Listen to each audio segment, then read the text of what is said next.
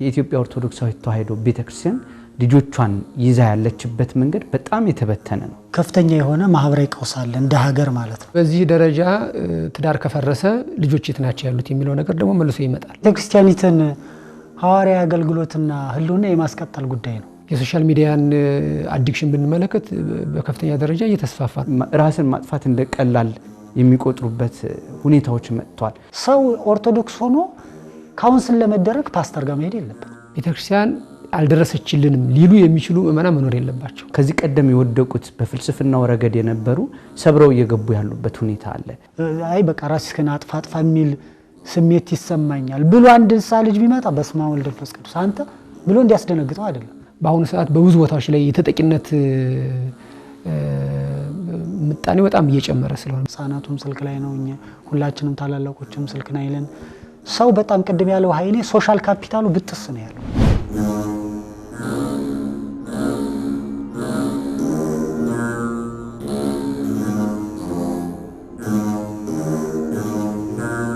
ሰላም ጤና ይስጥልኝ ክቡራን ተመልካቾቻችን፣ እንደምን ቆይታችኋል? የወቅታዊ ዝግጅታችን ጀምሯል። በዛሬው የወቅታዊ ዝግጅታችን ርዕሰ ጉዳይ አድርገን ወደ እናንተ የምናደርሰው ሐሳብ በተለይም ማህበረ ቅዱሳን በስልታዊ እቅዱ አቅዶ በየዓመቱ መፈጸም አለብኝ ብሎ ያቀዳቸው አንድ ስራ አለ። ይሄውም ኦርቶዶክሳዊ ቤተሰብን በማጠናከሩ ረገድ አማካሪ ካህናትና እንደዚሁም ደግሞ ሰልጣኞችን በማዘጋጀት ኦርቶዶክሳዊ ቤተክርስቲያንን የሚያጠናክሩ ሐሳቦችን በማበልጸግ ላይ ይገኛል። ታዲያ ያ አጀማመር ምን አይነት ሁኔታ ላይ ይገኛል? ምንስ ውጤቶች አሉ? የዚህ ዓላማ ምንድነው የሚለውና በይበልጥም ደግሞ አሁን የምንገኝበት ጾም ሰዓት ስለሆነ ራሳችን ሰብሰብ አድርገን እንደነዚህ አይነት ጉዳዮች ለምንድን ነው የሚጠቅሙት? ለምንስ ነው እኛ መከታተል ያለብን? ከኛ ምን ይጠበቃል? አሁን እየሆኑ ካሉት ሁሉን አቀፍ ተጽዕኖዎች አንፃር የዚህ ጉባኤ ወይም ደግሞ የዚህ ቤተሰብ አስተዋጽኦ ምን ሊሆን ይገባል ለሚሉት ምላሾች እንድናገኝና የየራሳችን አስተዋጽኦ እንድንወጣ ከኛ ጋር ሆኑ እንላለን። ባነሳነው ርዕሰ ጉዳይ ከኛ ጋር የሚቆዩ እንግዳ ጋብዘናል። እንግዲህ ይሄን በዋናነት ስራውን በመስራት በኩል በማህበረ ቅዱሳን ማህበራዊ ዘርፍ ላይ የሚያገለግሉ ወንድሞቻችን ነው እዚህ የተገኙት። እንኳን ደህና መጣችሁ። ያው በልዩ ልዩ ጊዜ እንተዋወቃለንና ይበልጥ ደግሞ ተመልካች ጋር ለመተዋወቅ ራሳችሁን ከማስተዋወቅ ብንጀምር። ኃይለ ገብርኤል ታምራት እባላለሁ። በማህበረ ቅዱሳን ሙያና ማህበራዊ አገልግሎት የማህበራዊ ክፍል ተጠሪ። ጥሩ እግዚአብሔር ይስጥልኝ። ንጉሴ ባለው ጊዜ እባላለሁ። በማህበረ ቅዱሳን የሙያ ማህበራዊና ኢኮኖሚያዊ አገልግሎት ምክትል ኃላፊ ነኝ። እንኳን ደህና መጣችሁ ልል እወዳለሁ። እንግዲህ ማህበረ ቅዱሳን ሙያና ማህበራዊ አገልግሎት ከህዝቡ ጋር በሰፊው የሚተዋወቅ ማስተባበሪያ እንደሆነ ያው ለተመልካቾቻችን ግልጽ ነው። በይበልጥም ደግሞ የሚያውቁት ተፈናቅለው ለሚገኙ ወገኖቻችን በልዩ ልዩ ስፍራዎች በሀገራችን በአንድም በሌላ መልኩ ለሚነሱት ግጭቶች ተጎድተው ለሚገኙ አጠቃላይ ሰብአዊ ድጋፍ ለሚያስፈልጋቸው በመድረስ ውስጥ እንደዚሁም ጥሪ በማቅረብ ውስጥ ጥሩ ስም ያለውና በጣም ከህብረተሰቡ ጋር ወይም ከማህበረሰቡ ጋር ቁርኝት ያለው ማስተባበሪያ ነው። አሁን ደግሞ በሌላው ዘርፍ አሁን ላይ ኦርቶዶክሳዊ ቤተሰብን የማጠናከር አማካሪ ካህናትና እንደዚሁም የስልጠና ማንዋሎች በማዘጋጀት ቅድስት ቤተክርስቲያን ተልኳን ለመፈጸም በሚያስችላት መንገድ ለማስቀመጥ እንቅስቃሴዎች መጀመሩ ይታወቃልና እንደው የዚህ ስራ መቼ ተጀመረ? በውስጡስ ምን አካተተ? ዓላማው ምንድነው የሚለው ከዚህ ብንነሳ። እንግዲህ ማህበረ ቅዱሳን በአዲሱ ስልታዊ እቅዱ ካካተታቸው ዋና ዋና ጉዳዮች መካከል የኦርቶዶክሳዊ ቤተሰብ ማጠናከርና የቤተክርስቲያን አገልግሎት ለሁሉም ተደራሽ ማድረግ ነው። ስለዚህ በዚያ መነሻነት የቤተክርስቲያን አገልግሎት ለሁሉም ምእመናን የሚደርስበት አግባብ ያው በካህናት አገልግሎትና በክህነት አገልግሎት እንደሆነ ይታወቃል። በዚያ መነሻነት ኦርቶዶክሳዊ ቤተሰብን ከማጠናከር አንፃር ካህናት አባቶችንና አመካካሪ ባለሙያዎችን የስነ ልቦና የተለያዩ ባለሙያዎችን በማሰልጠን ረገድ በአዲሱ ስልታዊ እቅዱ ከ2 ዓመት በፊት ነው የተጀመረው። ስለዚህ በዚያ መነሻነት ስልጠናው በሁሉም የሀገሪቷ ክፍል ስልጠናው እየተሰጠ ነው ማለት ነው። እንግዲህ የስልጠናው ዋና ዓላማ 3 ናቸው አበይቱ ጉዳዮች ማለት ነው። የመጀመሪያው ነገር የቤተክርስቲያንን አገልግሎት ለሁሉም ምእመናን ተደራሽ ማድረግ ነው። ለሁሉም ምእመናን ስንል እስካሁን የቤተክርስቲያን አገልግሎት ለሁሉም ምእመናን ተደራሽ አልነበረም ማለት አይደለም። ግን በሁሉም ጉዳዮች እስካሁን ባለው አገልግሎት ዋና ትኩረት ተደርጎ እየተሰጠ ያለው መንፈሳዊ ጉዳይ ላይ ነው በብዛት ትኩረት ተደርጎ የተሰጠው። ሌሎቹ ጉዳዮች ይሄ ማህበራዊ፣ ኢኮኖሚያዊ ሌሎች ጉዳዮች ግን ብዙም ትኩረት ያልተሰጣቸው ጉዳዮች ስለሆኑ እነኚህን ማህበራዊና ኢኮኖሚያዊ ጉዳዮችን ከመንፈሳዊ አስተምሮና ስርዓት ጋር በተገናኘ መልኩ ለሁሉም ምዕመናን ተደራሽ ማድረግ የቤተክርስቲያን አገልግሎት ማለት ነው። አንደኛው ዓላማ ይሄ ነው። ሁለተኛው ዓላማ የካህናት አባቶችን አገልግሎት የክህነት አገልግሎቱን ችግር ፈች ማድረግ። እንደሚታወቀው ጊዜ በተለያየ ምክንያት የተለዋወጠ ሲሄድ ብዙ ፈተናዎችና ተግዳሮቶች ከተለያየ አቅጣጫ ይመጣሉ። ለነኛ ለተለያዩ ተግዳሮቶችና ፈተናዎች ደግሞ የሚመጥን የክህነት አገልግሎት የሚመጥን ካህን ያስፈልጋል። ስለዚህ የካህናት አባቶች የክህነት ህይወት፣ የክህነት ድርሻ፣ የክህነት ተልእኮ ችግር ፈች ማድረግ ያስፈልጋል። ለዚህ ነው ትኩረት አድርገን ካህናት አባቶች ላይ ስልጠና የምንሰጥበት ምክንያት ማለት ነው። ሶስተኛው ዓላማ በካህናት የክህነት አገልግሎት የምዕመናንን ህይወት መለወጥ። እንደሚታወቀው ዘርፈ ብዙ ችግሮች ናቸው ያሉት፣ በኋላ በዝርዝር እናያቸዋለን። እነኛን ዘርፈ ብዙ ችግሮች ከመፍታት አንጻር ቤተክርስቲያን ልጆቼ ብላ ቆጥራ ለአንድ ነፍስ ጭምር የምትጨነቅ ቤተክርስቲያን ስለሆነች በዚያ ደረጃ ማንም የአገልግሎት ተጎጂ ወይም ደግሞ ተጠቃሚ የማይሆን ምእመን ሊኖር ስለማይገባው እነኚህ ከአገልግሎቱ በተለያየ አይነት መልኩ በራሳቸው ፈቃድ ወይም ደግሞ በልዩ ልዩ አጋጣሚዎች የቤተክርስቲያን ህይወት ጥሟቸው በቤተክርስቲያን ስርዓት የሚሳተፉና በቤተክርስቲያን ህይወት የሚኖሩ ምእመናን እንዳሉ ሁሉ በተለያየ ፈተናዎች ደግሞ ከቤተክርስቲያን ህይወት የራቁ በልዩ ልዩ ቦታዎች ላይ በማይገባ ቦታ በማይገባ ህይወት የሚኖሩ ብዙ ምእመናኖች አሉ። እነኛን ምእመናን ተደራሽ ማድረግ የቤተክርስቲያን ተልእኮዋ ስለሆነ በዚህ አግባብ በዚህ አገልግሎት የምእመናን ህይወት መለወጥ ሌላኛው ሶስተኛው ዓላማ ነው ማለት ነው። ስለዚህ በዚህ መነሻነት ስልጠናው በሁሉም የማህበረ ቅዱሳን መዋቅር የቤተክርስቲያን መዋቅር እየተሰጠና እየተስፋፋ ነው ያለው ማለት ነው። መልካም። እስቲ ዲያቆን ንጉሴ እንዲጨምሩበት ነው። ስልጠናው በምን ዘርፍ ላይ ነው ትኩረት አድርጎ እየተሰጠ ያለው? በሁሉም ቦታዎች እየተሰጡ ካሉ ልየታ ተደርጓል ወይ? በምን ጉዳይ ላይ የሚሉትን ተጨማሪ ሀሳቦች። ጥሩ፣ እግዚአብሔር ይስጥልኝ። ቅድም ዲያቆን ኃይለ ገብርኤል ያላቸው መሰረታዊ ሀሳቦች ናቸው። እንደ አጠቃላይ ስትራቴጂክ ቴማቲክ ወይም በስልታዊ ይዘት ስናይ ቀደምም አንተ መግቢያ ላይ ስታነሳው እንደነበረው አጠቃላይ አሁን ከፍተኛ የሆነ ማህበራዊ ቀውስ አለ እንደ ሀገር ማለት ነው። ብዙ ሰው በአንድም በሌላም ትራውማቲክ እየሆነ ነው፣ ይጨነቃል። ብዙ ጉዳይ ያስጨንቀዋል ሰው፣ የኑሮ ሁኔታ፣ የመንፈሳዊ ህይወቱ ጉዳይ፣ የቤተሰቡ አኗኗር ዘይቤው፣ በጣም ብዙ ችግር ነው ያለው። ምክንያቱም እንደ ሀገር ያለብን ሶሻል ክራይሲስ ቅድም ያልነው ይሄ ጦርነት፣ መፈናቀል፣ ድርቅ ሰው በቀላሉ አእምሮውና ጤናውን ሊያቀውሱ የሚችሉ ጉዳዮች በጣም ብዙ ናቸው። እንደሚታወቀው ሰው ጤናማ የሚባለው ሜንታሊም ፊዚካሊም ሳይኮሎጂካሊም ጤናማ ከሆነ ነው ጤናማ ሊባል የሚችለው እንጂ የሆነ ሰው በቃ ፊዚካሊ ቆሞ ስለሚሄድ ብቻ ጤናማ ነው ብለን ኮንክሉድ አናደርግም። በመንፈሳዊም በጤናም ወይም በስነ ልቦናው ማይነስ እና ማለት ነው። ስለዚህ በነገራችን ላይ የዚህ የማህበረ ቅዱሳን አመካካሪዎችን ካህናትን አሰልጥኖ ለአገልግሎት የማሰማራት አገልግሎት የቆየ ነው። አሁን መጠኑና ጉዳዩን የያዝንበት ዲፕስ ወይም ጥልቀት ነው አሁን ስትራቴጂክ ሆኖ የራሱ ግብ ዓላማ ተቀምጦለት ኦርቶዶክሳዊ አንድነቱን የጠበቀ ማህበረሰብ እና ቤተክርስቲያን መገንባት የሚል ዓላማና ግብ ተይዞለት ነው በስፋት እየተሰራ ያለው። ስለዚህ እንግዲህ አመካካሪ ካውንስለር የምንለው በዚህ በሙያ ቋንቋ እኛ ሀገር ላይ ብዙ በሰፊ የተሰራበት አይደለም። በሰፊ የተሰራበት ማለት ዘመኑ በሚፈልገው መንገድ ቅድም ዲያቆን ኃይለ ገብርኤል እንዳነሳው እንጂ የቤተክርስቲያኒቱ ትምህርት አለ። ለምሳሌ በእኛ ቤተክርስቲያን የንስሐ ልጅና የንስሐ አባቶች አገልግሎት የሚባል በጣም የተደራጀና እያንዳንዱ ቤተሰብ ውስጥ ሊደርስ የሚችል የኖላዊነት አገልግሎት ነው ሲስተሙ የተዘረጋው። ይሄ ሌሎቹ ጋር በጣም በስፋት የሌለ በበቂ ሁኔታ እየተሰራ ያይደል። እኛ ግን የቤተክርስቲያኒቱ አስተምሮና ስርዓቷ በጣም የተመቸ ነው ለዚህ።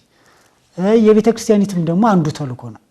የቤተክርስቲያን ወይ እንደ ተቋምም የቤተክርስቲያን ተልእኮዎች የሚባሉት ማጥመቅ፣ የጠፉትን መፈለግ፣ ኢቫንጀላይዝ ማድረግ አንዱ ነው። ሁለተኛው ፓስቶራል ኬር የምንለው ነው። ይሄ መጠበቅ ግብረ ኖሎት የምንለው የኖላዊነት ስራ መጠበቅ በሁለት መንገድ፣ አንደኛው በክደት እንዳይጠፉ ከሃይማኖት እንዳይወጡ፣ ሁለተኛው መጠበቅ በስነ ምግባር በትሩፋት በሃይማኖት እንዲቆዩ አድርጎ መጠበቅ። ቅድም ደግሞ በኃይሌ በአንድም በሌላም ሶስተኛ ያነሳው ደግሞ ማህበራዊ አገልግሎት መፈጸም የሚባለው። አሁን እኛ ብዙ ጊዜ ሁለቱንም እናደርጋቸዋለን። በቃ ተልኳችን ማስጠመቁ ላይ ምናምን እሱም ጋር በምን ዲፒዝ እና በምን እንትን ክፍተቱ እንዳለ ሆኖ ማለት ነው። ስለዚህ አንዱ የቤተክርስቲያኒቱ ተልኮ እንደ ተቋምም እንደ ግልም የአገልጋዮች ተልኮ በቃ መጠበቅ ነው፣ ምዕመናንን መጠበቅ። ስለዚህ ምዕመናን ደግሞ በብዙ መንገድ ነው የሚጠበቁት። ቅድም እንዳለው ችግራቸውን በመፍታት ያለባቸውን ችግር እንዲፈቱ በማድረግ። ስለዚህ እነዚህን ይሄ ለምክክር ወይም ካውንስለር ብለን የምናስባቸው አካላት የተወሰነ የክህሎትም የእውቀትም ጋፓቸውን ይሞላሉ ብለን የምናስባቸው ርዕሶች ናቸው። ባጭሩ ወደ ጉዳይ ሲመለስ አንደኛው ካውንስሊንግ ራሱ ሳይንስ አለው። የምክክር አገልግሎት አሰጣጥ የምንለው ማለት ነው። ምክክር አገልግሎት ምክርና መምከር ምክርና ምክክር ይለያያል። በነገራችን ላይ ምክር ዋን ሳይድ ነው። ምክክር ግን ሚቹዋል። ስለዚህ ይለያል። ሳይንሱም የምናቀርብበት መንገድ እሱን በተመለከተ አንዱ የስልጠና ርዕስ ነው። ሁለተኛው ከዚህ ከልጆች አስተዳደግና ከጋብቻ ጋር ደግሞ በተያያዘ የኖላውያን የንስሐ አባቶችና የካውንስለር ሚና ደግሞ አለ።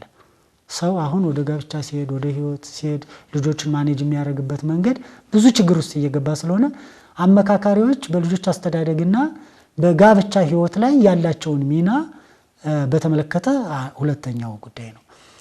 ሶስተኛው ከዚህ ከአዲክሽን ከሱስ ጋር ምናምን የተያዙ ደግሞ ችግሮች አሉ። አሁን ወጣቱ በብዙ መንገድ አዲክትድ እየሆነ ነው። ወጣቱ ብቻ ሳይሆን ማንኛውም አዳልቱም ህፃናትም ጭምር። ስለዚህ ከነሱ ጋር ተያይዘው ደግሞ የሚሰጡ ጉዳዮች አሉ። ይሄ እንዴት ነው ከዛ? ምክንያቱም አንድ አመካካሪ ክሊያንቱ ወይም ሊመከር ችግሩ እንዲፈታለት የሚመጣው ምዕመን ብዙ አይነት ችግር ይዞ ነው የሚመጣው። ሱስ ውስጥ ነው ሊል ይችላል። የማህበራዊ ሚዲያ አዲክትድ ነው ሊል ይችላል። ትዳር ላይ ችግር አለብኝ፣ ልጆችን ማሳድግበት መንገድ ሊል ይችላል። ህይወቴን እንዴት እንደምመራ ልመንኩስ ወይስ ላግባ፣ ብዙ አይነት ጥያቄ ነው። የኢኮኖሚ የሚል ብዙ ጥያቄ ነው የሚመጣው። ስለዚህ ሰው ከዚህ ከትዳር ጋር የተያያዘውን ጉዳይ አንዱ ጉዳይ ነው ማለት ነው። ሌሎቹ ደግሞ ማህበራዊ ኢኮኖሚያዊ ጉዳይ አሁን ምዕመናን ኢኮኖሚውም አሁን ቅድም ኃይልም እንዳነሳው ደግሞ አንዱ ያልሰራ ነው የምዕመናን የኢኮኖሚ አቅም በመገንባት ሂደት ወይም ኢኮኖሚ አቅማቸው ተገንብቷል። ያው ገንዘብ ወይም ኢኮኖሚ አቅማቸው ይገንባ ስንል ለቤተክርስቲያን አገልግሎት ነው፣ ለሌላ ለምንም አይደለም። ራሳቸውን ጠቅመው ሌላውን ደግሞ እንዲረዱ ነው። ማህበራዊ አገልግሎት ይፈጽሙ ቢባል፣ ሰውን ይርዱ ቢባል፣ ለቤተክርስቲያን አገልግሎት አስራት በኩራት ቀዳሚያት ምጽዋት ለመስጠት ገንዘብ ያስፈልጋል። ስለዚህ በዛ ጉዳዮች ላይ ደግሞ እንደዚሁ አድሬስ የሚደረጉ ጉዳዮች አሉ። ሌላው ክብረ ክህነት ራሱ ክብረ ክህነት አመካካሪዎች አርያ ክህነት የምንለው አሁን እኛ ጋር አንዱ የጠፋብን በዚህ ዘመን በትክክል ለቤተ ክርስቲያኒቱ አስተምሮና ለምዕመናን ህሌና መጠበቅ የሚያስፈልጉ የካህናት አርያ ክህነት አለ። ምክንያቱም ሰው ስለተማረ ብቻ ወይም ዜማ ስላወቀ አቋቋም ስላወቀ ወይም የሆነ ቄስ ስለሆነ ብቻ ካውንስለር መሆን አይችልም። የምናውቀው ስለሆነ ማለት ነው።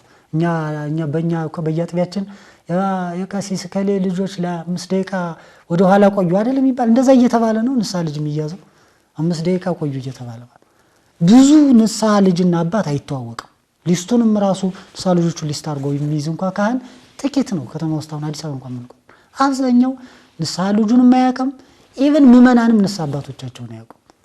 የሆነ እኮ ለአገልግሎት ሲሄዱ ሰበካ ጉባኤ እኮ ሄደው ወይ ክርስትና ወይ የሆነ ሀዘን ሲያጋጥማቸው እኮ ንስሐ አባት ማን ነው ሲባል አጭሩ፣ ቀጭኑ፣ ወፍራሙ ምን ፊዚካሊ እንኳን ያውቋቸውም እንኳን በስም ማለት ነው አይደል የሚሉት ምን ያህል ችግር እንዳለ ማለት ነው። ስለዚህ ባጭሩ ጉዳይ ለማሳጠር ይሄንን ሁሉ ኮንሲደር አድርገን ግን ካውንስለር ሲሆኑ የሚያስፈልጋቸው ስኪል አለ ነው።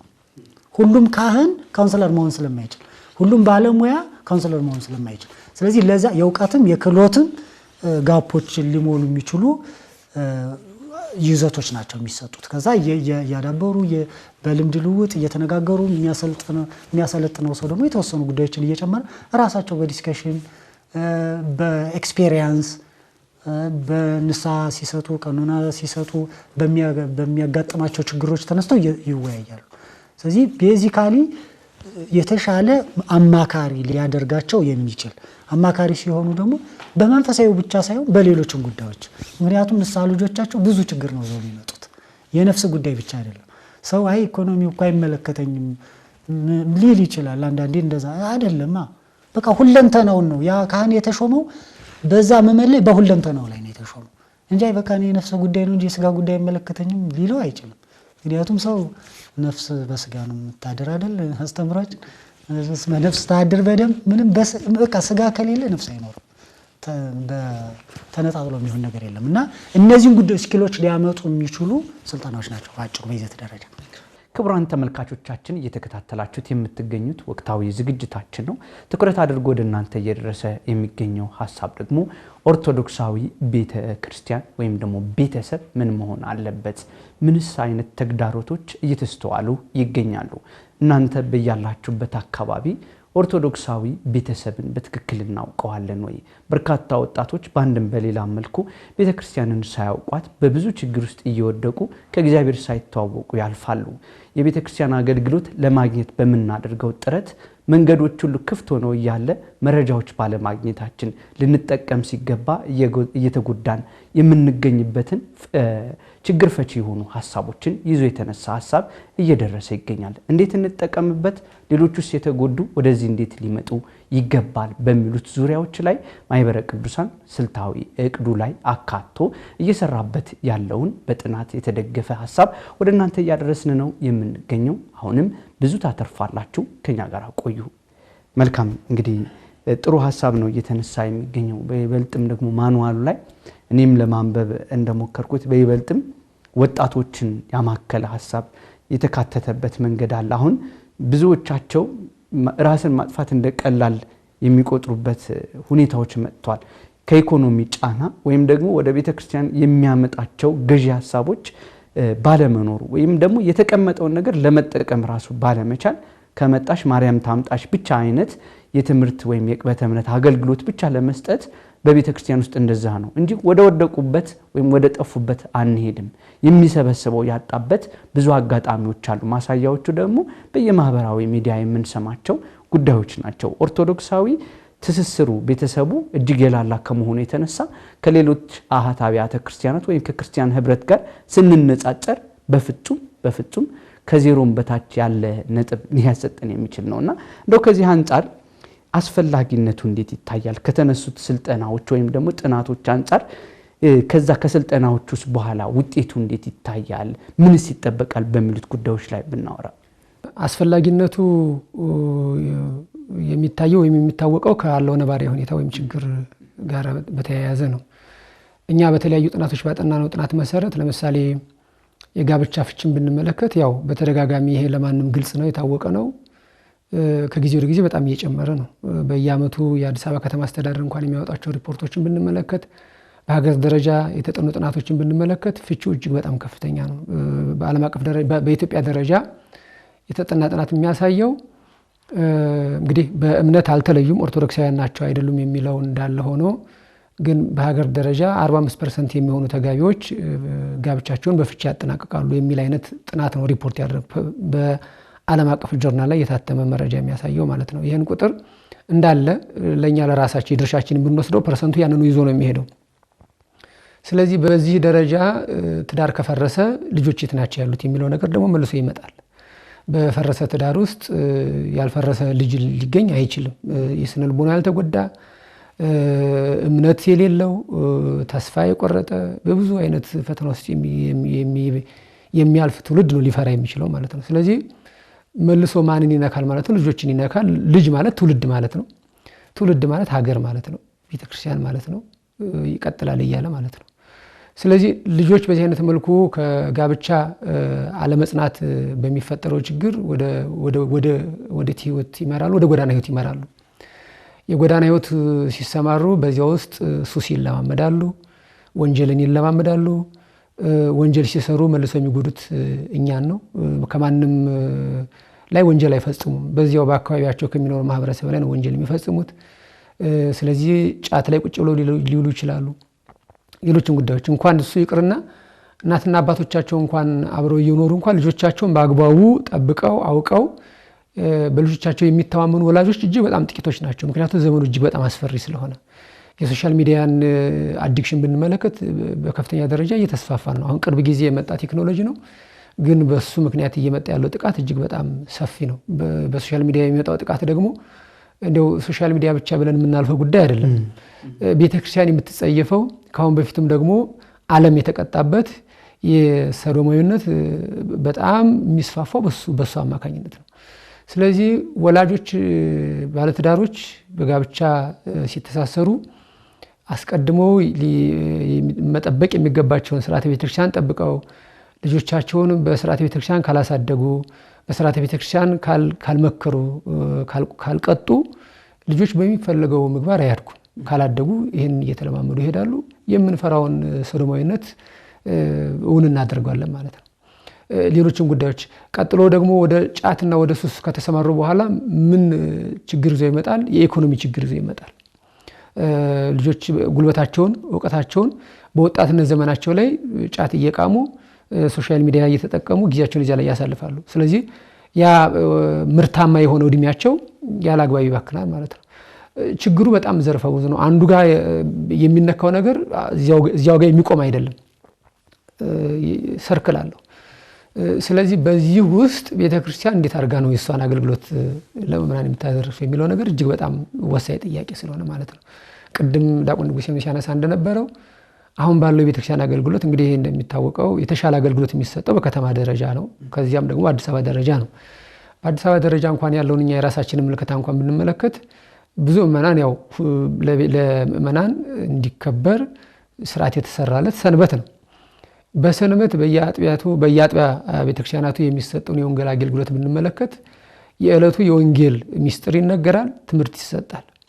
እዚያ ቦታ ግን የተሰበሰቡ ምእመናን ግን ችግሮቻቸው የኢኮኖሚ ሊሆን ይችላል፣ የልጆቻቸው ምግባር ሊሆን ይችላል፣ ቤት ገብተው ስለሚበሉ ስለሚጠጡት ነገር ሊያስቡ ይችላሉ፣ የትዳራቸው ጉዳይ ሊሆን ይችላል፣ የባሎቻቸው ሚስቶቻቸው ጉዳይ፣ ባሎቻቸው ጠጭ ሆኖባቸው ቤተክርስቲያን የማያስቀድሱ በጣም ብዙ አሉ። ወደፊትም እንደው ጉዳይ ተደርጎ ሊሰራበት የሚገባው በእያንዳንዱ ቤተክርስቲያናት ወንዶች በብዛት የሉም፣ ሴቶች ናቸው በብዛት ያሉት። የት ሄደው ነው ብለን ጥያቄ ብናነሳ መጣናት ያለበት ጉዳይ ነው። ምናልባት እንግዲህ በየመንገድ ዳሩ ባሉ መጠጥ ቤቶች በብዛት ስንመለከት በብዛት አልኮል ላይ የሚገኙት ወንዶች ናቸው። እንግዲህ ያ ስንቱ ኦርቶዶክሳዊ ነው ስንቱ የሌላ እምነት ተከታይ ነው የሚለው እንዳለ ሆኖ ግን ወንዱ ግን አብዛኛው በዚያ ቦታ ማሳለፉ በሌላ መልኩ ደግሞ በሰንበት ቤተክርስቲያን አለማግኘታችን የሆነ ነገር ያመለክተናል ማለት ነው። እነኚህን ሁሉ ነገሮች ስናስብ ቤተክርስቲያን ስትራቴጂካሊ ሊሰራ የሚገባበት ስራ አለ ማለት ነው። ስለዚህ ያ የምሰራበት ዘርፍ ምን ይሆናል? ዋና ዋና ጉዳዮች ለምሳሌ ቅድም ዲያቆን ንጉሴ እንዳነሳው የኢኮኖሚ ጉዳይ ወሳኝ ነው። ምክንያቱም ሰው ስራ ከሰራ ስራ ፈት አይሆንም። ስራ ፈት ካልሆነ ሌሎች ነገሮች ላይ ትኩረት ያደርጉ ሶሻል ሚዲያ ላይ አይጠመድም፣ ጫት ለመቃም ሌሎች ጉዳዮችን ለማድረግ እንትን አይልም። ስለዚህ ኢኮኖሚ ጉዳዮችን ትኩረት አድርገን ምእመናን በሱ መጠበቅ ስላለባቸው፣ ምክንያቱም ስጋና መንፈስ አብሮ ነው ያለው። እምነት ምግባርና ህይወት አብሮ ካልተዋሃደ አንዱ አንዱን ይዞት ይጠፋል። አሁን ያለው የቤተክርስቲያን አገልግሎት ቅድም እንደተባለው ብዙውን መንፈሳዊ ጉዳይ ንስሐ መስጠት፣ ከዚያ ውጪ ስጋው ደግሞ ቁረቡ ብሎ ማለት ሊሆን ይችላል። ምእመናን ግን ስጋውን ደግሞ እንዳይቀበል ያዛቸውን ነገር ግን ማንም የሚመረምርላቸው የለም። ስለዚህ ያ ደግሞ ማህበራዊ ህይወት ላይ ያለውን ነገር ነው ወደ ስጋውና ወደ ደሙ እንዳይቀርቡ የሚያደርጓቸው። ምክንያቱም ህይወታቸው ላይ ሊስተካከል ሊሟላ የሚገባው ነገር ካልተሟላ፣ ሁሉም ካልተመጣጠነ ደስ ብሏቸው በምልአት ለእግዚአብሔር ሊገዙ አይችሉም። ስለዚህ ከዚያ በመነሳት በማህበራዊ ዘርፍ ላይ በልጆች አስተዳደግ በጋብቻ እጅግ በጣም አስፈላጊ ነው ማለት ነው። ምእመናን የዚህ አገልግሎት ተጠቃሚ ሲሆኑ ካህናት አባቶች የዚህ ስልጠና ተካፋይ ሆነው ወደ ምእመናን ሲሄዱ የሚመክሯቸው ልጆቻቸው እንዴት ማሳደግ እንዳለባቸው፣ እንዴት መጠበቅ እንዳለባቸው፣ እንዴት መምከር እንዳለባቸው፣ ከነማን ጋራ መዋል እንዳለባቸው፣ የት መዋል እንዳለባቸው እነኚህን ሁሉ ያውቃሉ ማለት ነው። ስለዚህ ካህናት አባቶች ሄደው የሆነ ቦታ የሆነ ቤት ጸበል ረይተው ልጄ በርቺ ብለው አይደለም የሚመጡት ማለት ነው። ከዚህ በኋላ ልጆቻቸው የት ናቸው? ስንት ቤተሰብ አለ? ቤተሰብ ውስጥ እድሜያቸው ምን ያክል ነው? የስልክ ተጠቃሚነታቸው ምን ይመስላል? የት ነው የሚማሩት? የትምህርት ውጤታቸው ምን ይመስላል? ልጆቻችሁ እንዴት ነው የምትከታተሉት? ጊዜያቸውን የት እንደሚያሳልፉ በምንድን ነው የምታውቁት? እያሉ ወላጆችንም ይጠይቃሉ። በዚያው መጠንም ደግሞ ካህናት አባቶች ከወላጆቻቸው በተጓዳኝ ደግሞ ልጆችን ለብቻቸው አግኝተው ያማክራሉ። ምክንያቱም አንድ ካህን ወደ አንድ ቤተሰብ ሲሄድ የዚያ ቤተሰብ ኃላፊ ሐዋርያ ተሰጥቶት ነው። ልክ ጌታችን ሐዋርያትን በየሀገሩ ሲያሰማራቸው ወደ አንድ ሀገረ ስብከት ሲልካቸው በዚህ ሀገረ ስብከት ያለውን ሁሉ ተደራሽ እንዲያደርጉ እንደተላኩት ሁሉ ወደ አንድ ቤተሰብ የሚላክ ካህንም በዚያ ቤተሰብ ውስጥ ያለውን ምእመን ልጅ ሁሉ የመጠበቅ ኃላፊነት አለባቸው። ስለዚህ በዚህ ደረጃ ካህናት አባቶች ስልጠና ሲሰጡ ይህንን በአግባቡ በቁጥጥር በክትትል እንዲፈጸም ያደርጋሉ ማለት ነው። ጋብቻው ደግሞ እንዲቀደስ አስቀድሞ በተቀደሰ ስርዓት ያልተመሰረተ ጋብቻ ከሆነ ወደ ተቀደሰ ስርዓት እንዲመጣ ማድረግ የመጀመሪያው ስራ ነው። ያልተጋቡ ካሁን በፊት ገና ሊጋቡ የተዘጋጁ ካሉ ከመጋባታቸው በፊት ረጅም ስልጠና መውሰድ አለባቸው። ፍቅርን በተመለከተ ይቅርታን፣ ትዕግስትን። ይሄ ቅድመ ጋብቻ ላይ ሁለት ተጋቢዎች ከተጋቡ በኋላ እኔ እኮ እንዲህ መሆኑን አላውቅም ነበረ፣ እኔ እኮ ያገባሁት በዚህኛው ህይወቱ ነው፣ ይሄኛውን ህይወቱን አላውቅም ሊሉት የሚችሉት ነገር መኖር የለበትም። የተደበቀ ያልተገለጠ ህይወት ሊኖር አይገባም። ስለዚህ ሚስትም ባልም ከመጋባታቸው በፊት የባላቸውንም የሚስቶቻቸውንም ደካማ ጎን፣ ጠንካራ ጎን፣ እውቀት፣ የህይወት ልምምድ ደግሞ እጅግ በጣም መሰረታዊ ጉዳይ ስለሆነ እሱን ሁሉ አውቆ መግባት አለባቸው። ያንን ሳያውቁ ከገቡ በኋላ ግን እንዲህ ችግር ተፈጠረና ብለው ወደ ፍቺ ቢሄዱ ቅድም ያለው ችግር ነው ተያይዞ የሚመጣው። ስለዚህ ቅድመ ጋብቻ ላይ ያላገቡትን ካህናት አባቶች በደንብ አድርገው መምከር ይችላሉ ማለት ነው። ከዚያ በኋላ ካገቡ በኋላ ደግሞ በየጊዜው ይከታተላል። ምክንያቱም ችግር ተደራርቦ የማይፈታበት ደረጃ ከደረሰ ዞሮ ትዳሩ መፈታቱ አይቀርምና ችግሩ በየጊዜው እየተፈታ ቤተሰቡ እየታነጸ እንዲሄድ ከማድረግ አንፃር እጅግ በጣም ሰፊ አስፈላጊነት አለው።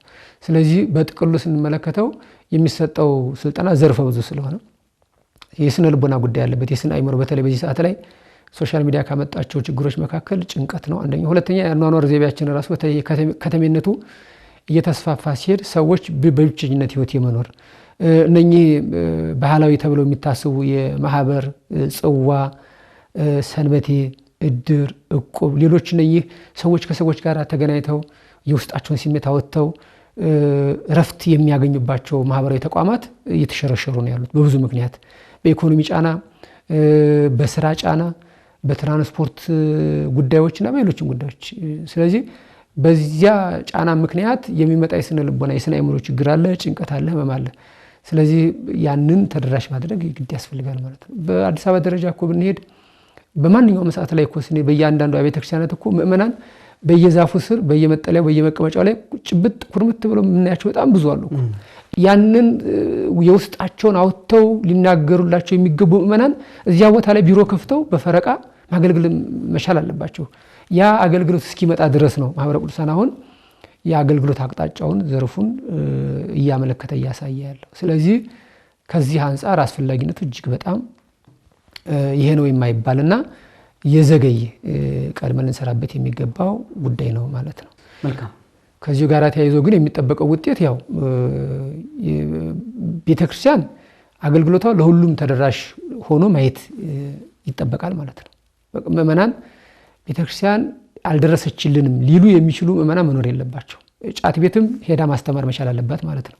ወይም ደግሞ ጫት ቤት ላይ ያሉ ወጣቶችን ወደ ቤት ማምጣት አለባት። መጠጥ ቤትም ያሉ ወጣቶችን ወደ ቤተክርስቲያን ማምጣት አለባት። ስለዚህ እኔ ቤተክርስቲያን አልደረሰችልኝም፣ ቤተክርስቲያንን አላውቃትም፣ ቤተክርስቲያን እንዲህ አላደረገችልኝም ሊል የሚችል ምእመን መኖር የለበትም። ስለዚህ ያ ይጠበቃል። ለሁሉም ምእመን የመጨረሻው የሚጠበቀው ውጤት እሱ ስለሆነ ለሁሉም ምእመን ተደራሽ እንዲሆን ይፈለጋል። ሁለተኛ ደግሞ የካህናት አባቶች አሁን ባለው አገልግሎት የተለያየ አይነት አገልግሎት ነው ያላቸው። ሌላው ይቅር በማህበራዊ እና በዚህ በጋብቻው በሱሱና በሌሎች ጉዳዮች ያለው ይቅርና በስርዓተ ቤተክርስቲያን እንኳን ባለው በቀኖናው በተሰራው ላይ እንኳን ለምእመናን የሚሰጡት የንስሐ አገልግሎትና ሌሎች ትምህርቶች ልዩነት አሉ። በብዙ ቦታዎች ላይ የኔ አባት እንደዚህ ብሎኛል፣ የኔ አባት እንደዚህ ያለኝ የሚሉ በጣም ብዙ ነገሮች ስላሉ እሱ እንዳለ ሆኖ ግን በዚህ በማህበራዊ ጉዳዩ ላይ ግን ተመሳሳይ የሆነ ዕውቀት፣ ተመሳሳይ የሆነ ግንዛቤ፣ ተመሳሳይ የሆነ የነባራዊ ሁኔታ ጭብጥ ሊኖራቸው ይገባል ማለት። ስለዚህ ሁለተኛው የሚጠበቀው ውጤት ሁሉም ካህናት አባቶች እኛ ስልጠና የሰጠናቸው ባለው ነባራዊ ሁኔታ ላይ እኩል የሆነ ተመሳሳይ የሆነ ግንዛቤ ይኖራቸዋል ማለት ነው።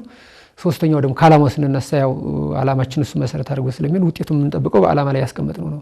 ስለዚህ ሶስተኛው ደግሞ ምእመናን የዚህ ተጠቃሚ ሆነው ማየት እንፈልጋለን። ያ የሚጠበቅ ውጤት ነው። አሁን ማህበረ ቅዱሳን ካህናት አባቶችን በዚህ አይነት መልኩ ገና ጅምር ላይ ነው ያለው። ወደፊት ለሁሉም ካህናት እስከሚደርስ ድረስ ስልጠናው በሁሉም የቤተክርስቲያን ባለድርሻ አካላት ይሰጣል ብለን ተስፋ እናደርጋለን። ተነሳሽነቱን ነው የጀመረው እንጂ ሂደቱ በሁሉም ትብብር የሚሰራ ስለሆነ፣ ስለዚህ በዚያ መሰረት ለሁሉም ምእመን ተደራሽ እንዲሆን ይፈልጋል። ሁሉም ምእመናን ደግሞ ይህ አገልግሎት እንደተጀመረ አውቀው ፍጹም የሆነውን እውነተኛ የሆነውን ምድራዊ ብቻ ሳይሆን ሰማያዊ የሆነውን ስርዓትና ሕይወት የምታስገኘውን ቤተክርስቲያን አገልግሎት መካፈል መቻል አለባቸው። ስለዚህ ምእመናን ይህን አውቀው የአገልግሎቱ ተጠቃሚ ይሆናሉ ብለን እንጠብቃለን ማለት ነው። መልካም፣ ጥሩ አድርገው ነው የገለጹት። እስቲ ሌላኛው ጥያቄ ይሄ ኦርቶዶክሳዊ ቤተሰብ ማጠናከሩ ቅድስት ቤተክርስቲያንን ወይም አገልግሎቷ የያዘችውን ተልኳን ከመፈጸም አንጻር የሚጫወተው ሚና እንዴት ነው የሚታየው? በይበልጥም ደግሞ ስልጠና ማንዋሉ ላይ እንደተቀመጠው ከ2 ቀን እስከ 3 ቀን እንዳስፈላጊነቱ ይላልና እንደው ከምን አንጻር ነው አላጠረም ወይ? አሁን ከሚነሱት ሐሳቦች አንጻር ራሱ ስልጠናውን የሚወስዱ ሰዎች ራሱ ካለው ዘርፈ ብዙ ችግር አንጻር አሁን አይታችሁ ከሆነ ከዚህ ቀደም የወደቁት በፍልስፍናው ረገድ የነበሩ ሰብረው እየገቡ ያሉበት ሁኔታ አለ።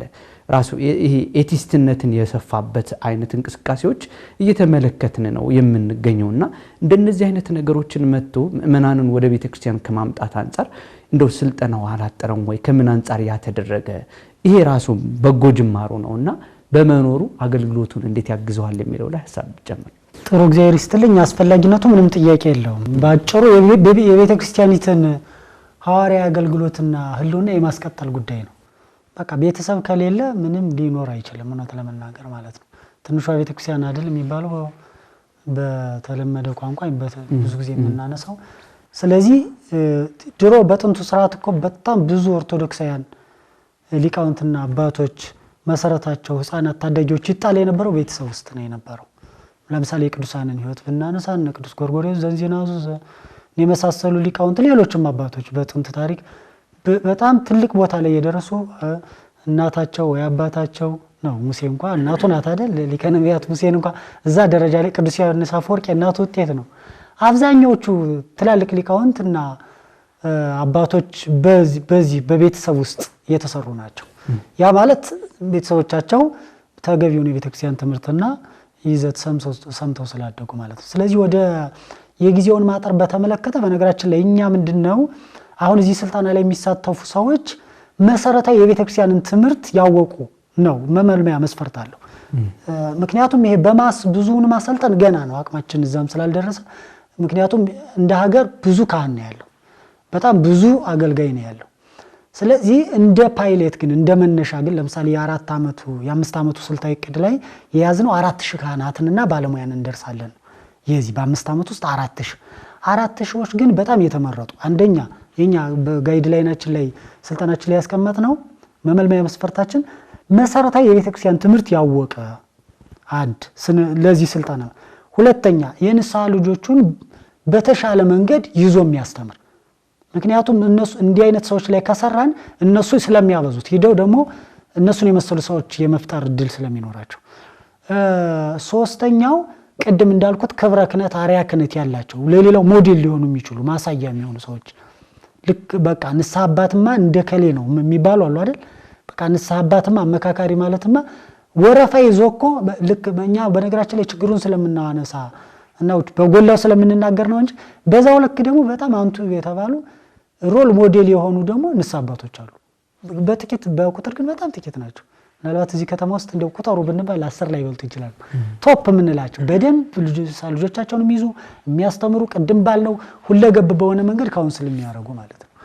ስለዚህ እኛ የተሻሉ ሰዎችን መርጠን እነዛ ሰዎች ደግሞ ሌሎች ላይ እየሰሩ ቢሄዱ የሚል ነው እንትኑም ለማሳጠር የተሞከረው። ሁለተኛው ኮንስትሬንቶች ወይም ችግሮች አሉ። የበጀት፣ የአሰልጣኝ ምናምን በጣም ዲማንዲንግ ነው። ብዙ ነገር ነው የሚፈልግ ይሄንን ለመስጠት ማለት ነው። በ3 ቀን በ4 ቀን በመላ እንግዲህ ማዕከላት የማርኩሳን ማዕከላት ሀገር ውስጥ እንኳን 50 ምናምን ናቸው። በዛ ውስጥ ለመድረስ እንኳን ውጭም ተመሳሳይ እንትን ለማለት እኛ ካሳየን አጥቢያ ቤተክርስቲያናት ይወስዱታል፣ ሌሎች ሰበካ ጉባኤያት ይወስዱታል።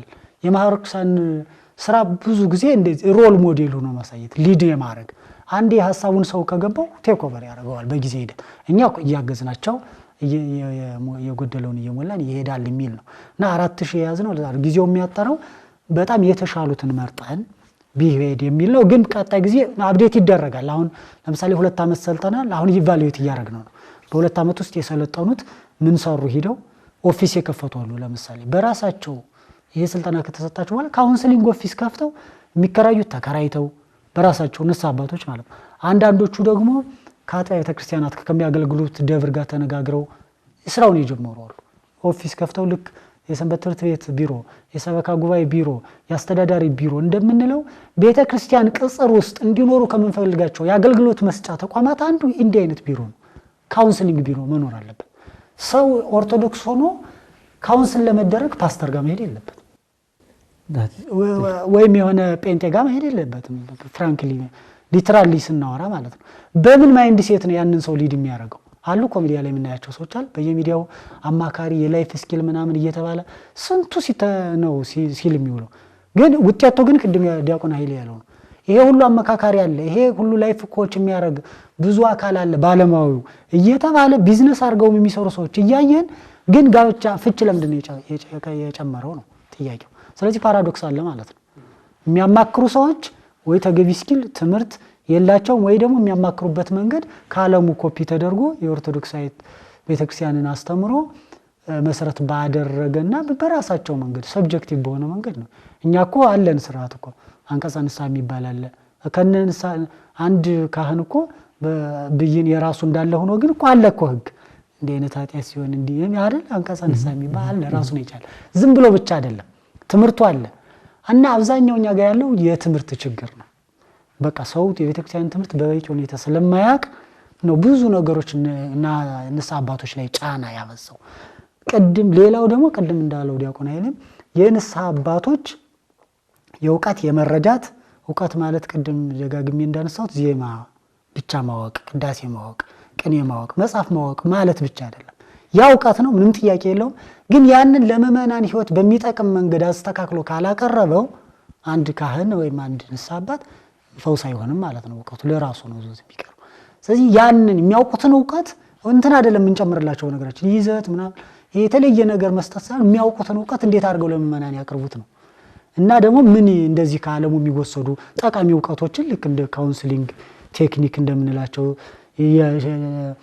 ቻይልድ ሳይኮሎጂ ሊሆን ይችላል፣ አዳልት ሳይኮሎጂ ሰውን እንዴት ነው ችግር ያለበት ሰው አዲክትድ ሆኖ ሲመጣ አይ በቃ ራስህን አጥፋ የሚል ስሜት ይሰማኛል ብሎ አንድ እንስሳ ልጅ ቢመጣ በስመ አብ ወወልድ ወመንፈስ ቅዱስ አንተ ብሎ እንዲያስደነግጠው አይደለም።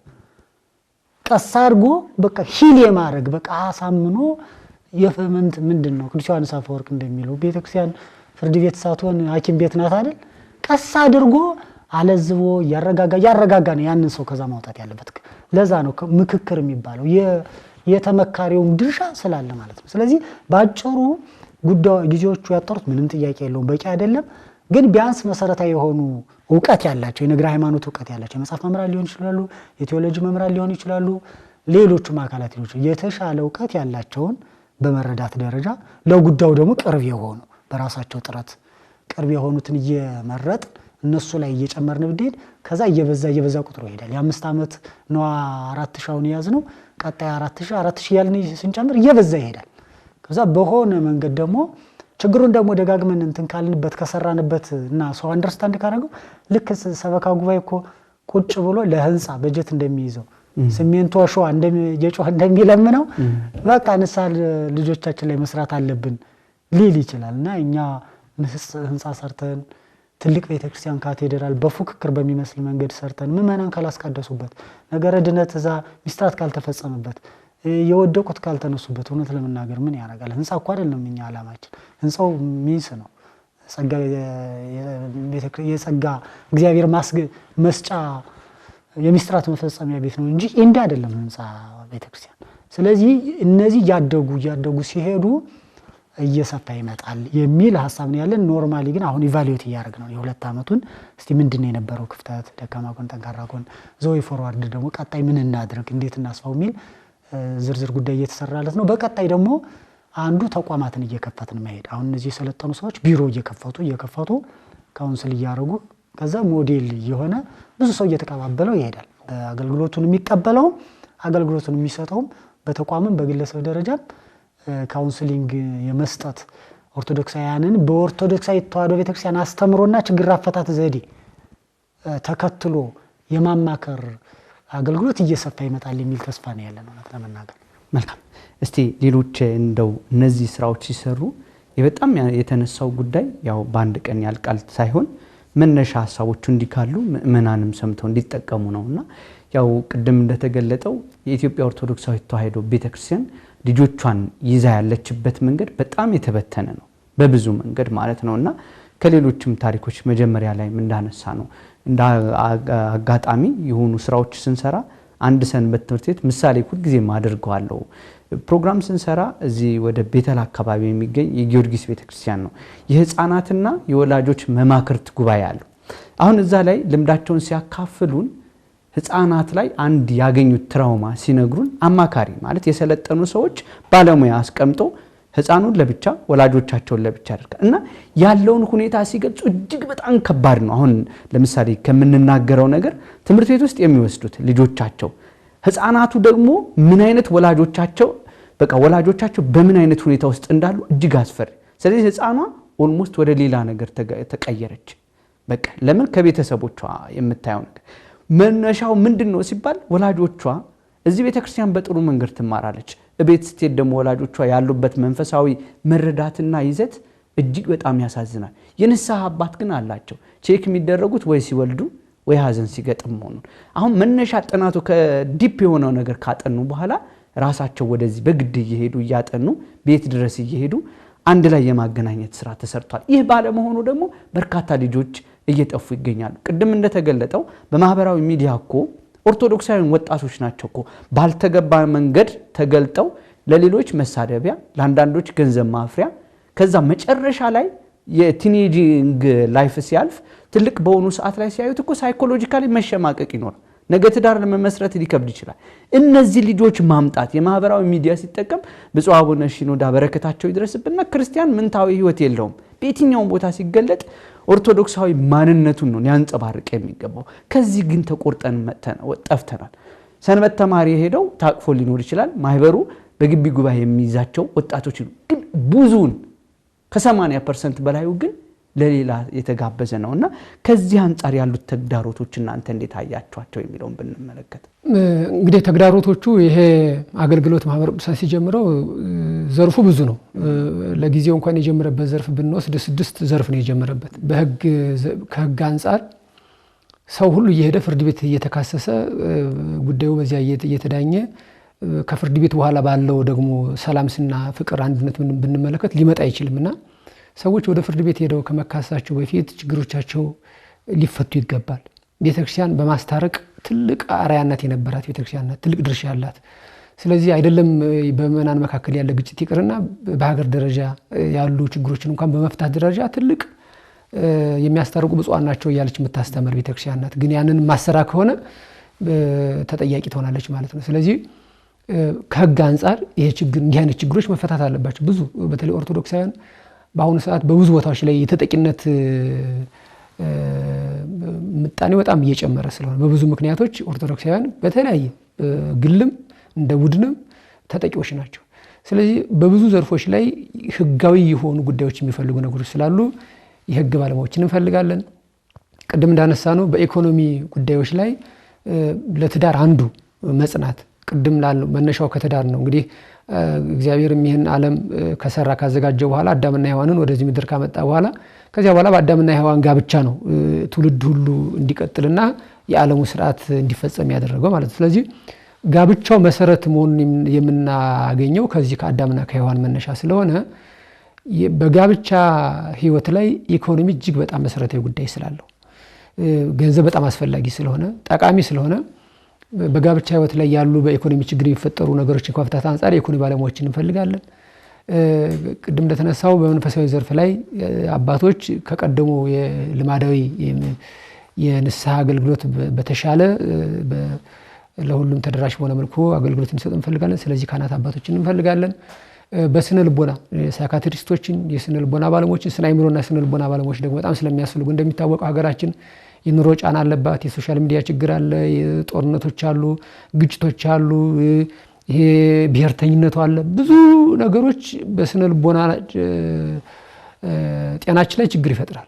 የስነ ልቦናና የስነ አእምሮ መረበሽ ደግሞ ሌሎች ችግሮችን አብሮ ይዞ ይመጣልና እንዲህ አይነት ችግሮች ያው ቀጣይነት ይኖራቸዋል። ዓለሙ እየተረበሸ ስለሆነ የሚሄደው። ስለዚህ የሳይካትሪስት ባለሙያዎችና የስነ ልቦና ባለሙያዎችን እንፈልጋለን። ከዚያ ውጪ የጤና ባለሙያዎችን እንፈልጋለን። እንደሚታወቀው አሁንም በጤናው ዘርፍ ላይ እጅግ ከፍተኛ ክፍተቶች አሉ። ስነ ተዋልዶን ብቻ ብናነሳ በቤተክርስቲያን አስተምሮ መሰረት አይደለም እየኖርን ያለ ነው። የስነ ተዋልዶ ስርዓታችን፣ የስነ ተዋልዶ ትምህርታችን፣ የስነ ተዋልዶ ህይወታችን ከቤተክርስቲያን ስርዓት ውጭ ነው እየኖርን ያለ ነው። ያም መፈታት ካልተቻለ የቤተክርስቲያን አገልግሎት በሚፈለገው ደረጃ አይፈጸምም ማለት። ስለዚህ የጤና ባለሙያ እንፈልጋለን ማለት ነው። ቅድም እንዳነሳ ነው በጋብቻ ልጆች ላይ ማህበራዊ ዘርፍ ላይ የተማሩ ባለሙያዎችን እንፈልጋለን። እነኚህን ባለሙያዎች በማግኘት ደረጃ በሚፈለገው ደረጃ ቅድም እንዳልነው ትንሽ የመንፈሳዊ ወይም ደግሞ የቤተክርስቲያን ስርዓት እና ህይወት ይፈልጋል። አብዛኛውን አገልግሎት ፒውር ሳይንስ የሚፈልጉ አሉ። ግን ዞሮ ዞሮ ሁሉም አገልግሎት ከቤተክርስቲያን ስርዓት ጋር ተገናኝቶ የቤተክርስቲያኑን ስርዓት አስጠብቆ የዚያ አገልግሎት የሚፈልገው ምእመን ህይወት ደግሞ ተለውጦ ተስተካክሎ ደስ ብሎት እንዲኖር ስለምንፈልገው እነኚህን ሁሉ ተደራሽ ያደረጉ ባለሙያዎችን እንፈልጋለን። እነኚህን በማግኘት ደረጃ አሉ፣ በብዙ ቦታዎች ላይ አሉ። ማህበረ ቅዱሳንም ከግቢ ጉባኤ ጀምሮ የሚያስመረቃቸው በጣም ብዙ አሉ። ግን ወደዚህኛው አገልግሎት ግን አልመጡም። ስለዚህ የሚፈለጉ ባለሙያዎችን ከማግኘት አንፃር ቅድም ዲያቆን ንጉሴ ሲያነሳም እንደነበረው ካህናትም ጭምር ካህናት አባቶች ይሄ አርአያ ክህነት ያላቸውም ትጉሃን የሆኑ ጥቡዓን የሆኑ ብዙ ነገር ከዚያ በዓለማዊ ትምህርት ደግሞ በጣም ጥሩ ይሄንን ዓለማዊ ፈተናውን በደንብ የተረዱ በጣም ብዙ አሉ። እነሱ ሰብሰብ ብለው በዚህ ስልጠና ውስጥ አንድ ላይ ሆነን ስራ ብንሰራ ብዙ ለውጥ ይመጣልና እነኚህን ባለሙያዎች በምንፈልገው ደረጃ ለስልጠና በመንጠራቸው ሰዓት ያለመገኘት አንዱ ተግዳሮት ነው ማለት ነው። ሁለተኛው ቅድም እንዳነሳ ነው ስልጠናው የሚሰጠው ረጅም ጊዜ ነው። 3 ቀን 4 ቀን ነው ስልጠናው የምንሰጠው። ጉዳዩ ሰፊ ነው። ገና ያልደረስንባቸው ርዕሶች አሉ። አሁን መጥነን ብቻ ነው ጋብቻ፣ ልጆች፣ አርአያ ክህነት፣ ምክክር እና ተግባቦት፣ ኢኮኖሚ ብለን ስልጠና እየሰጠን ሌሎቹ ገና ብዙ አሉ ያልደረስንባቸው። ከዚህም ከምንሰጣቸው ስልጠናዎች ራሱ ገና እየተበተኑ እየወጡ ጉዳይ ተኮር እየሆኑ በደንብ እየተብራሩ በስልጠና ፓኬጅ እየተዘጋጁ ለሁሉም ምእመናን ተደራሽ እስከሚሆን ድረስ ለመስራት እናስባለን እና ስልጠናው ረጅም ጊዜ ይፈጃል። ረጅም ጊዜ የሚፈጅን ስልጠና ከተለያዩ ቦታዎች ላይ ካህናት አባቶችን፣ ባለሙያዎችን ቅድም የጠራናቸውን የህግ ባለሙያ፣ የስነ ልቦና ባለሙያ፣ የማህበራዊ ሳይንስ ባለሙያ፣ የጤና ባለሙያ ካህናት አባቶችን ሁሉ ሰብስበን ስልጠናውን ለመስጠት ምን እንፈልጋለን? ገንዘብ ያስፈልጋል። ምክንያቱም ምሳ ያስፈልገናል፣ ትራንስፖርት ያስፈልጋል። ማደሪያ ካህናት አባቶች ከሆነ ቦታ ወደ ሆነ ቦታ ወጥተው ስልጠናውን ለመካፈል ሲመጡ 2 ቀን 3 ቀን ሲያድሩ ያልጋ ያስፈልጋል። እነኚህን ወጪዎች ሁሉ ነው ማህበረ ቅዱሳን አሁን እየሸፈነ ማንም በዚህኛው አገልግሎት ላይ ይህንን አገልግሎት እኔ ፋይናንስ አደርገዋለሁ ብሎ እስካሁን የመጣ የለምና ይሄ ትልቅ ስልታዊ እቅድ የማህበረ ቅዱሳን አንዱ ስልታዊ እቅድ ስለሆነ ይህንን አገልግሎት ከማስፋፋት አንፃር የገንዘብ ተግዳሮት አለብን ማለት ነው። ሁለተኛው ደግሞ ያው አገልግሎቱ በማህበረ ቅዱሳን ብቻ የሚፈጸም አይደለም። የሌሎች ባለድርሻ አካላትም ተሳትፎ አለበት። ብዙ ቦታዎች ላይ የሚመለከታቸው አካላት ሁሉ መልካም ትብብርና ድጋፍ አድርገው ስልጠናዎች ተሰጥተዋል።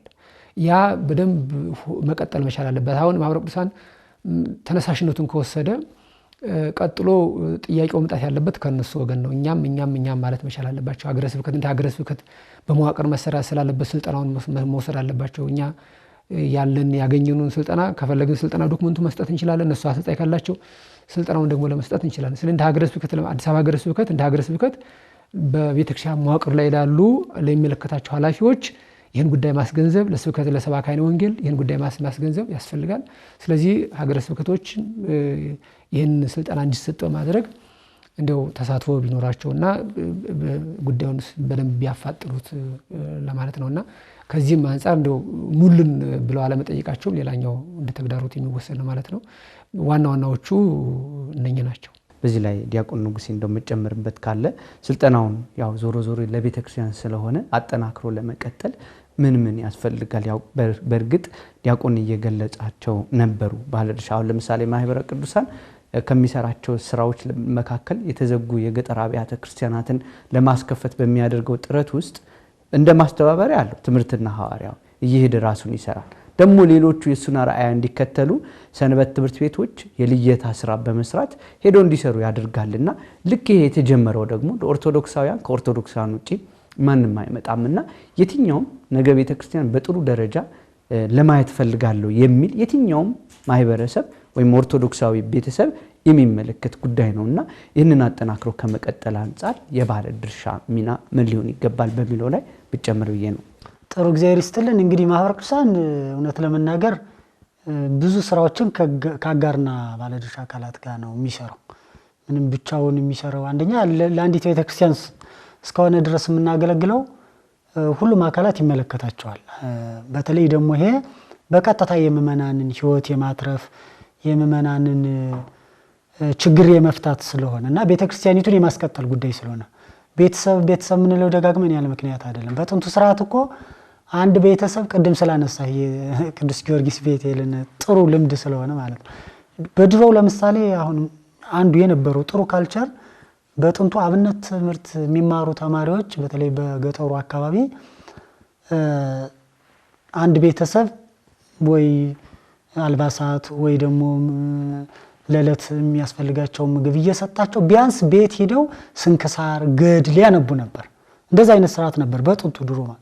ስለዚህ ምንም ቤተሰቡ እንኳን እንደው የነገር ሃይማኖት ዕውቀት ባይኖረው አትሊስት ወይ ገድል ወይ ስንክሳር ይሰማል። በሆነ አጋጣሚ ማታ ላይ ቀን ላይ በዓላት ሲሆኑ አብነት ትምህርት ቤት ተማሪዎች እየሄዱ ማለት ነው ያንን አንብበው ገድል አንብበው የቅዱሳንን ህይወት አንብበውላቸው በንባብም ብቻ ቢሆን ይሰሙ ነበር።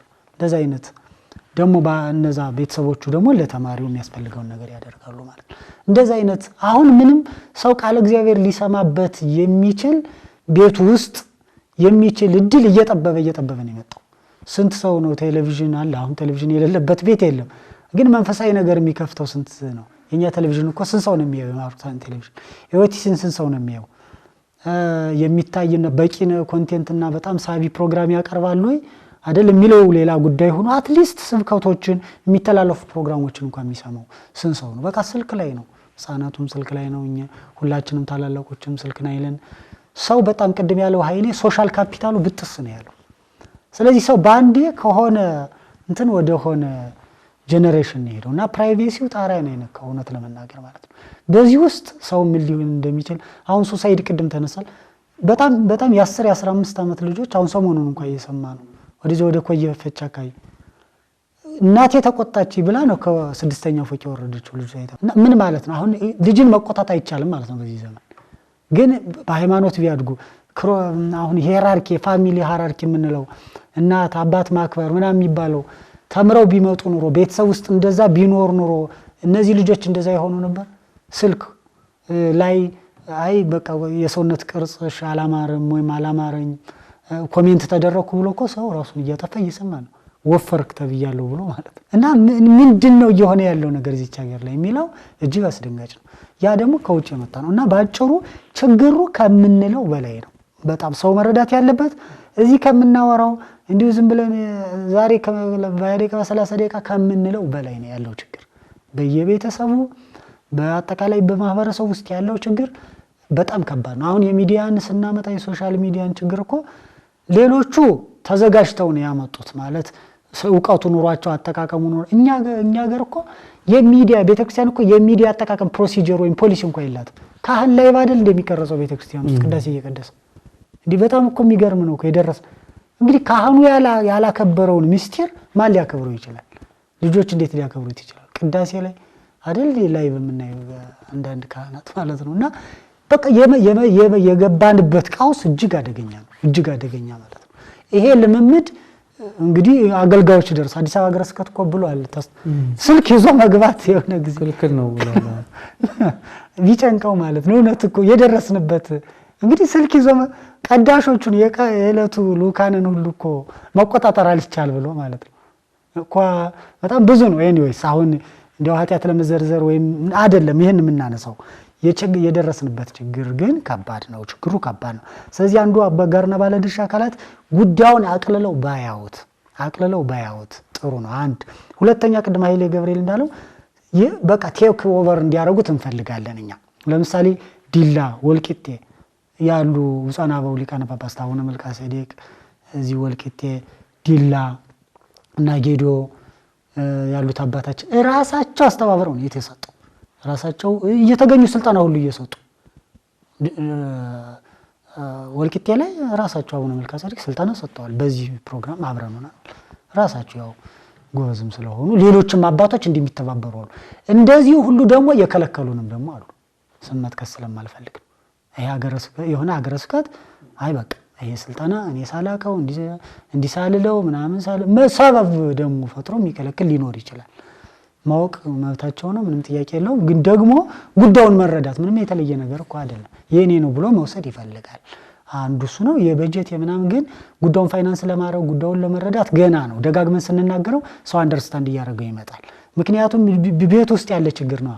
ልጅህን ለማትረፍ ባለ ትዳርክን ለማትረፍ የሚፈልግ ቤተሰብ ወይም ለማትረፍ ከፈለግ ቤተክርስቲያኒቱን በዘላቂነት ለመታደግ ከተፈለገ ይሄን ጉዳይ በደንብ ሲሪየስሊ መስራት አለብን። ቤተክርስቲያን ሲባል ህንፃ ወይም የሆነ መዋቅር ወይም ቤተ ክህነት ወይም ምናምን ማለት ስላልሆነ በቃ የምእመናን ህብረት የምእመናኑ በመንፈሳዊ ህይወት ተጠብቆ መኖር ነው ቤተክርስቲያን የሚያስበላት።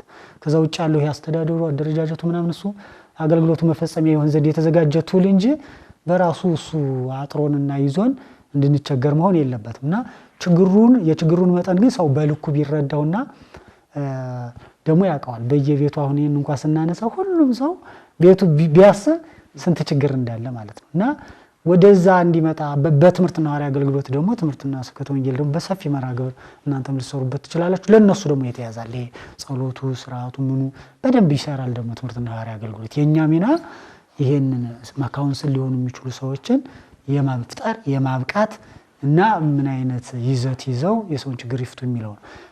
አጠቃላይ ደግሞ ስርዓተ ኑሮውን በተመለከተ ደግሞ ከነጸሎቱ ከናኖሩ ደግሞ የማኅበረ ቅዱሳን ትምህርትና ሐዋርያዊ አገልግሎት ደግሞ በስፋት እየሰራበት ነው። ስለዚህ ችግሮቹን ፈተን በጋራ ተባብረን ብንሰራ ጥሩ ነው ለማለት ነው። ከልብ ነው ማመሰግነው። በእውነት ላነሳናቸው ጥያቄዎች እዚህ ተገኝታችሁ መነሻ ሊሆኑ የሚችሉ ማህበሩ እየሰራው ያለው ምክንያቱም ፕሮሞትም ካልተደረገ እንደነዚህ አይነት ጥቅሞች መኖራቸው ካልታወቀ በራሱ መስራት አይቻልምና እንደነዚህ አይነት መኖራቸው በጎ ይበል የሚያሰኝ ነውና እዚህ ተገኝታችሁ ስላብራራችሁ በእውነት ከልብ ነው ማመሰግነው። ቃልዎት ያሰማልን። አጥመምራን ያደረገ በጣም እናመሰግናለን። ክቡራን ተመልካቾቻችን ስትከታተሉት የነበረው የወቅታዊ ዝግጅታችን ባደመጣችኋቸው መልእክቶች መቋጫውን አግኝቷል። ይህ ኦርቶዶክሳዊ ቤተሰብ ለመፍጠር እንደሰማችሁት የሁላችንም ድርሻ አለ። በየአጥቢያ ቤተክርስቲያኑ የምትገኙ ይህ አይነት አገልግሎት እንዲጀመር በጥያቄ ማቅረብ ካለው ሁሉን አቀፍ ተጽዕኖ በየትምህርት ቤቱ እየሰማነው ካለው ሁሉን አቀፍ ጉዳይ ተነስተን ራሳችንን የእግዚአብሔር ቤተ መቅደሶች አድርገን በእኛ ስር የሚፈሩት ኦርቶዶክሳዊ ቤተክርስቲያንን ለማፍራት ወይም ደግሞ ለመጠበቅ ቤተክርስቲያንን ለማገዝ በሚደረገው ጥረት ውስጥ ኦርቶዶክሳዊ ቤተክርስቲያን የምትፈልገውን ትምህርት ድምጿን የሚሰማላት ወጣት ልጆች የሚረከባት ያስፈልጋል። ዛሬ ኦርቶዶክሳዊ ቤተክርስቲያን ትምህርቶቿን በአባቶቻችን መስዋዕትነት ጭምር እየከፈሉ እዚህ አድርሰውልናል። አሁን ደግሞ ይህንን ሊሸፍን ሊያጠፋ የሚችል እጅግ በርካታ ፈተና ከዓለም እየመጣ ይገኛል። የኛስ ድርሻ ምንድነው? የኦርቶዶክሳዊ ቤተክርስቲያን መልሱ ደግሞ ይሄ ነው። የንስሐ አባቶቻችን በየቤተክርስቲያኑ በአጥቢያ ቤተክርስቲያን የምትገለገሉት አገልግሎት ምን ይመስላል? ፈትሸን ወደዚህ አገልግሎት መምጣት አለብን። ማኅበረ ቅዱሳን ከያዘው በስልታዊ እቅዱ ይህንን እየሰራበትና ካህናት አባቶች የወጣቶችን ሕይወት ክብረ ክህነትን አስጠብቆ የቤተክርስቲያን ድምጽ መስማት የሚችል ምእመንና የቤተክርስቲያን አገልጋይ ለመፍጠር የሚያደርገው ጥረት አጠናክሮ እየቀጠለ ይገኛል።